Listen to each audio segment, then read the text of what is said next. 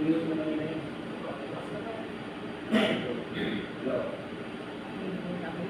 si Pastor. Po. Hindi naman ako habang wala si Pastor. Ayan na. Okay na. 1, 2. Para maluwag dyan. Yan. 1, 2, 3. Hello. Hello. Wala ba? Hindi ba maluwag? Nawawal. Ha? Hindi naman sinasaksak.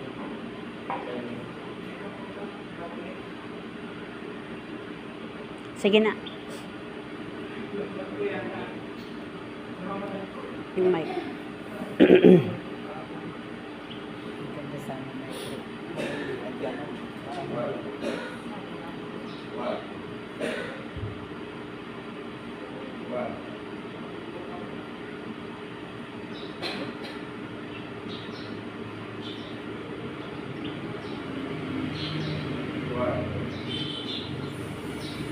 Hello. Sino yung mga ninong, ninang? Dito kayo sa harapan. Yung tatay. Tabi po kayo ng inyong misis. Upo kayo maglayo.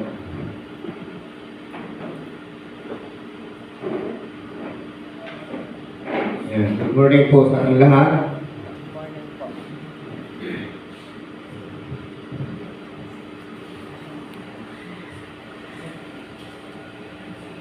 Hello, hello. Magandang ba? Lahat ba ng ninong at ninang ay nandito? Ilan ba?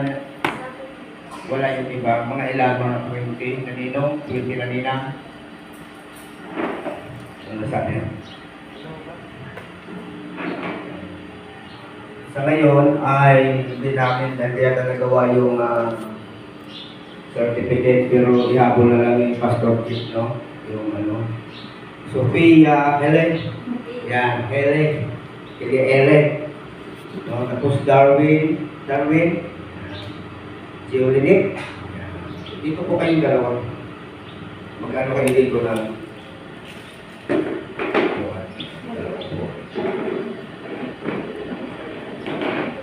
Yung ninong at ninang nandiyan na lahat. Gandang umaga muli sa atin. Mayroon lang po muna akong babasahin ayon sa banal na kasulatan, Matthew 19, verse 22 and 23. Ako pa po yung inyong lingkod, si Pastor Toto or real name Alan. Kaya lang ay hindi ako pamilyar ba. Hindi ako kilala sa real name kong Alan sa amin. Kaya pag linanap niya kong Alan, hindi niyo ako matagpuan. No? Kasi tinesting ko na po yan. Nagpa-deliver po ako ng materialis. Binili ko sa biyanan ko. Nilagay ko yung tunay kong pangalan. Maghapon na hinanap, wala. Binalik yung deliver na galing sa akin. Hindi ka naman pala doon kilala, sir. Tapos, tinanong ko yung biyanan ko, may nag-deliver ba ng buhangin at mga ano? Oo, kaya lang kay Alan Buinapi daw yun. Hindi ko alam kung kanino. Kuwakin yun. Napagalitan patuloy. No? So, sabi po dito sa Matthew 19 verse 22 hanggang 23, pagkarinig nito, sandali.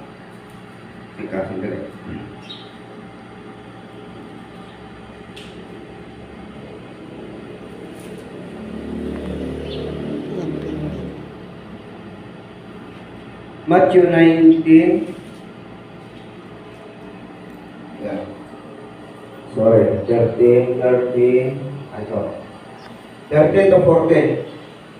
May nagdala ng mga bata kay Jesus upang ipatong niya sa mga ito ang kanyang kamay at sila'y ipanalangin. Ngunit pinagalitan sila ng mga alagad. Sinabi ni Jesus, hayaan ninyong lumapit sa akin ang mga bata. Huwag ninyo silang pagbawalan sapagkat ang mga katulad nila ang mapabilang sa kaharian ng langit. Yan, yung mga bata daw mapabilang sa kaharian ng langit. Sabi pa dito sa Lucas 2 verse 22 hanggang 23, ganito rin ang nakasaad.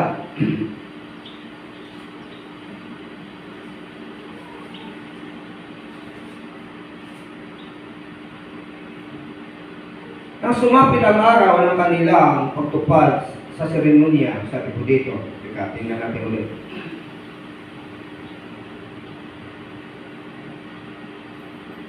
Lucas 2:22. Nagpalilinis ayon sa kautusan ni Moises, paglilinis ayon sa kautusan ni Moises, pumunta sila sa Jerusalem. Dinala nila ang mga sanggol upang iharap sa Panginoon, sapagkat ganito ang susulat sa kautusan ng Panginoon. Bawat panganay na lalaki ay talaga sa Panginoon. Ayan. So, ibig sabihin mga kapatid, napaka-importante ang pagtalaga o yung paghandog sa mga Katolik naman ay binyag. Pero sa tunay na ay handog, ibig sabihin, ialay, ibigay na natin. No? Kasi maunawaan po natin mamaya kung bakit ang bata ay hinahandog. Kasi ang maraming dinakala, bakit binyag? Anong ibig sabihin ng binyag? Sa amin naman, ang mga itong Christian, hindi, no? Sa kanilang anak na si Sophia, gayon din naman, upang ihandog sa Diyos ang batang ito, upang sa kanyang paglaki ay makilala at napaglingkuran niya ng buong puso ang ating Panginoon. Sapagkat, sabi po dito, sapagkat ang Diyos mismo ang nagtakda ng gawain ito ayon sa Exodus 13:1 and 2. Ating sinusunod ng walang pag-alinlangan ang katwirang tuntunin ng ating Panginoon. Maging ang ating Panginoong Jesucristo ay buong puso rin inihandog ng kanyang mga pagmahal na magulang nang siya ay 8 araw pa lamang. Ayon po sa Lucas, dito sa ating kanina nabasa, 2:21-23. Sa makatuwid, isang dakila at sagradong gawain ang pagkatalaga ng isang bata sa ating Diyos. Sagrado. No? So, kita niyo po, yung ating Panginoon Jesucristo ay inihandog. Pero siya ay 8 araw pa lang na tinanganak. Handog. So, kung siguro pamilyar naman sa inyo, siya po ay nabautismuhan ni John the Baptist sa tubig. Hindi po tawag doon ay sa ano ay binyag. Yun po yung, kaya 8 araw, hinandog. Pag after ng kanyang malaki na siya, si Juan Bautista ang nag-bautismo kay Panginoon, sa ating Panginoon. No? So, sabi po dito, tayo mga magulang.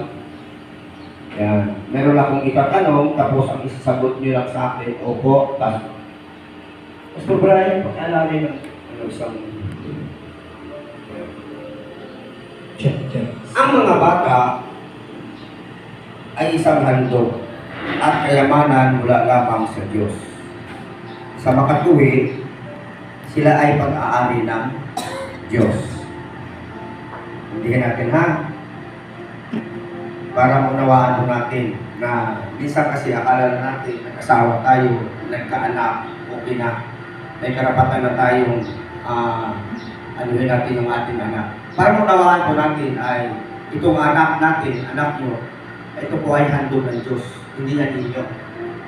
Para maunawaan lang, ganito po yan ang mga bata ay isang handog at kayamanan mula lamang sa Diyos. Sa makatuwid, sila ay pag-aari ng Diyos. Ang Diyos ang may-ari. Kaya ang buhay natin, tayo lahat, ang Diyos ang may-ari. Amen? So sabi po dito, at tayong mga magulang ay natasan lamang upang arugain, mahalin, palakihin, at hubugin sila ayon sa kadakilang kalooban bilang mga magulang. Napakahalaga na lubusan natin maunawaan at may sakatuparan ang mga obligasyon na kaatang sa ating mga balikan. Magkapaganda, di ba? Para maunawaan po natin, may obligasyon tayo. Ang obligasyon natin, arugain, mahalin, no? Palakihin ang ating bata na kaloob ng Diyos. Junilin at Darwin, kayo ba ay nangangako sa harap ng Diyos at sa harap ng kapulungan ito na gagawin ninyo sa tulong ng may kapal ang lahat ng inyong makakaya upang palakihin ang batang si Sofia ayon sa dakilang kalooban ng Diyos para sa kanya? Sagot niyo, opo, Pastor. Opo, Pastor. Kayo ba ay nangangako magsisikap upang makapagtatag ng isang Kristiyanong tahanan na puno ng pag-ibig at kapayapaan? Opo, Pastor. Sa pagkakataong dumating ang panahong lumaki na at tawagin ng Panginoon si Sofia sa isang buhay na paglilingkod sa Diyos, ipinapangako ba ninyo na hindi niyo siya ipagkakait? Ang sagot, nangangako po kami, Pastor. Nangangako po kami, Pastor. Amen. So, maliwanag, no? Ang ating ngayon, ang inyong ngayong pangako ay, yan po ay naka-record. Pwede na rin po kayo munang umupo. Tinatawagan ko rin yung mga ninong at ninang na saan. Dito po kayo sa harapan. Ipukan niyo po yung inyong ninong, ang inyong mga inanak. Sige, kayo dalawa. Kayo nyo yan, kayo nyo. Wala kayong kandila, no? Wala kandila, meron yan. Bigay nyo sa mga ninong. Ayan. Ayan yung kandila kasi yan ay simbolo ng buhay ng bata. Ibig sabihin, habang ang bata ay lumalaki, siya po ay umiiksin din ang buhay. Kaya habang siya ay lumalaki, kailangan tayo po ay nag-aaruga. So before po ako kung bakit kayo po ay naging ninong at nina, meron lang po muna akong ipapaliwanag, no? Para maunawaan nyo. Alam ko naman na kaya kayong kinuha ninong at nina, may tiwala ang mag-asawang ito sa inyo. Hindi dahil may pera kayo, hindi dahil si ninong at ninang mayaman. Hindi dahil si ninong at ninang ay maging kumare at kumpare dahil sa klasiko, sa babata ko. Okay yun, walang problema doon. Ibig sabihin lang kasi doon, nagtitiwala sila sa inyo. Bilang ninong at ninang. Ano po ang ibig sabihin ng ninong at ninang? Kayo po yung mga pangalawang magulang. Pag sinabing pangalawang magulang, meron po kayong karapatan kay Sofia na kung ano man ang nagiging kalakahan niya, kung hindi maganda pagpapalaki ng inyong kumari at kumpare, mayroon po kayong karapatan na suwayin ang inyong kumpare at kumpare. Mare, bakit naging ganyan ng aking inanak? Hindi maganda pagpapalaki nyo. No? At kayo din na dalawa, halimbawa, baka singhalan nyo ang inyong kumari. Wala kang karapatan, anak ko ito. So dapat, kung ganun nga lang pala ang iyong isagot sa kumari at kumpare, huwag mo na lang siya kinuha. Tama? Kasi binigyan nyo silang karapatan na magiging pangalawang magulang. So kung ano man ang kanilang nakikita sa kamalian na inyong pagpapalaki, mayroon po silang karapatan na ituwid kayo at ang bata rin. At kung ano man ang pagkukulang ng mag-asawang ito, ng inyong kumari at kumpare, sa inyong inaanak, pwede po kayo pumuno. Hindi pwede sabihin nyo, anak niya yan, bahala siya. Inaanak ko lang yan. Hindi po yung sinasabing inaanak ko lang yan. Ito po yung inaanak nyo. Yan, huwag nyo gawin lang. Dahil tinanggap nyo po, nung kayo inalok, o baka naman nga kayo pa mismo ang nangako na maging ninong at ninang nito kay Sofia. Ibig sabihin, ibinibigay nyo yung puso, ang inyong oras, ang lahat ng inyong mayroon kayo na handa nyo itulong sa batang ito. Maliwanag, mga ninong ninang. At ang ninong at ninang kailangan ay magiging huwaran, lalo na din ang mga magulang. Dahil sabi nga kanina sa pangako nyo, hubukin natin palakihin na may takot sa Diyos. So kayo mga ninong at ninang, bago po tayo magsimula, nagliliwanagan tayo, okay ba yun sa inyo? Na lahat ng obligasyon, halimbawa, no, na hindi kaya ng mag-asawa, ay kaya niyong punuan. Halimbawa, walang gatas ang bata, hindi nakapag-aral. At itong 8, baraha, maghawak ng baraha. Baka ito ay magiging ano ng paghawak ka. Isang magandang halimbawa para sa kanya sa isip, salita at sa gawa. Mga pangako. Dahil yan po mga pangako ay hindi na natin po yan bibitawan. At sa ngayon ay nakarecord po yan. At pagdating ng panahon na ang batang si Sophia, pagpalain mo rin ang kanyang pamilya at bigyan mo po sila ng sapat na karunungan at kaunawaan upang mabigyan nila ng magandang buhay si Sophia. At higit sa lahat, Panginoon, hinihiling po namin sa iyo na hayaan mong lumaki ang batang ito na may banal na takot at pag-ibig sa iyo. Ito ang aming dalangin sa pangalan ng iyong anak na si Jesucristo na aming Panginoon. Amen at amen. Akin na yung bata.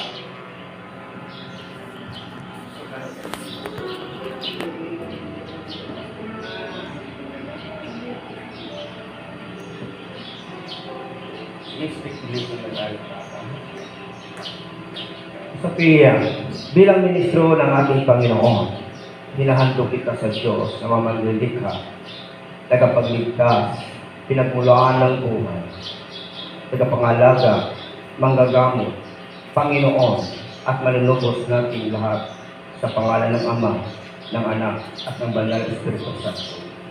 Dakilang Diyos na makapangyarihan sa lahat, pinupuri kita at pinasasalamatan. Ikaw ang may-ari ng buhay. Ikaw ang may-ari ng lahat ng bagay na mayroon kami, Panginoon. Kahit Lord, ang batang ito, Panginoon, hallelujah, nakaloob mo sa mag-asawa. Ikaw ang nagmamay-ari, Panginoon. Lord, hallelujah, ibinibigay po namin sa iyo ngayon sa oras na ito, Panginoon. Inaalay namin ang batang ito, Panginoon, na ikaw na nagmamay-ari. Ikaw, Panginoon, magmaniobra ng kanyang buhay hanggang sa kanyang paglaki, Panginoon, ay hindi kanya makalimutan. Ito, Lord, hallelujah, ay aming Panginoon, hallelujah, binibigay sa iyo ng buong buo na walang alinlangan kasama ang kanyang mga magulang. Na ang batang ito, Panginoon, lalaki na may takot sa iyo, may takot sa kanyang mga magulang, Panginoon. Ikaw na pang Lord, hallelujah, maghawak ng kanyang buhay. Ligtas mo siya, ilayo sa anumang kapahamakan, na marating niya, Panginoon, ang kalawalatian na dulot ng iyong pag-ibig, Panginoon, sa kanyang buhay. Salamat sa batang ito, Panginoon, balutin mo ng banal ng Espiritu Santo at banal mong dugo, Panginoon, batang ito, Panginoon, na ilayo sa anumang pangagsakula sa buhay, Panginoon. Salamat po, Panginoon, tanggapin mo ang batang ito sa ngalan ng Ama, ng Anak, at ng banal na Espiritu Santo. Amen at amen. Napakabait ang bata. Hindi na iya. Isa kayong binigay ko sa inyo sa pagkunin at panalangin ha. Sunod pa na natin. Sabihin pa na namin yung mga bata. Sige, kung sino ang mauna, kunin yung mga bata, yung inaanak at tapos pananalangin nyo. Kung hindi nyo lakasan, kung hindi nyo si Cristo lang.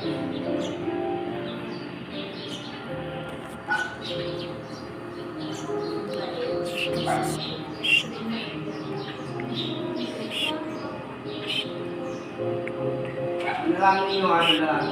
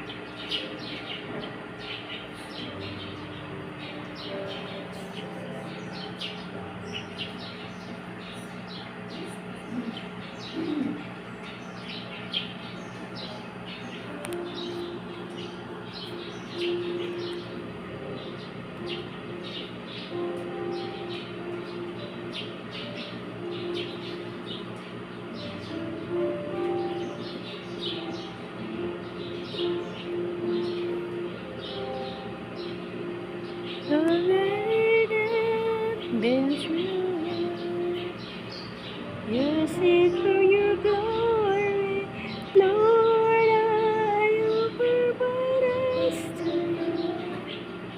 Every request to you. Every sacrifice.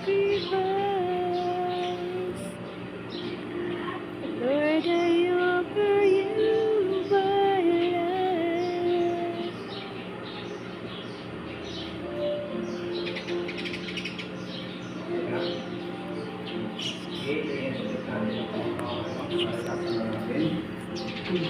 Pagpalain, kanawa at ingatan ni Yahweh.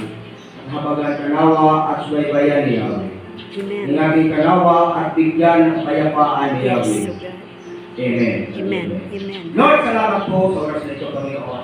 Sa natapos, Panginoon, hallelujah, ang paghahando ko o pagbibigay ng batang ito, Panginoon. Uli, Lord, kami, Lord, nakakaisa, kasama ang kanyang mga magulang, Yes, Jesus. kasama ang kanyang mga ninong at ninang, Yes, Jesus. at sa mga bisita na rito, sa Amen. mga anak. Na Lord, ikaw po ang Ginoo, hallelujah, nawa ang mag-ingat sa batang Yes, ito, Father Panginoon. God. Hallelujah. Kaya laki po siya na may takot sa iyo. Kapag ang mga batang ito, ilayo sa sakit, ilayo sa mga hindi kaya-aya pang ganyan. Hallelujah. Kaya lalaki siya, Lord, hallelujah, Amen. Panginoon, hallelujah, na marating niya ang kanyang pangarap na kasama ka, Panginoon. Yes. Pagpalaan mo rin ang kanyang pamilya, kanyang mga magulang, Panginoon. Yes, Jesus. At ang kanyang mga ninong at iyang napili na magiging halimbawa sila, Panginoon, hallelujah, sa kanyang Amen. pagdating, Panginoon. Maging buwara ang mga magulang at mga ninong na napili. Pagpalaan mo, Panginoon, ang batang ito sa ngalan ng Ama, ng Anak, at ng Banal na Espiritu Santo. To God be the glory. God bless you. And congrats. Praise you, Lord.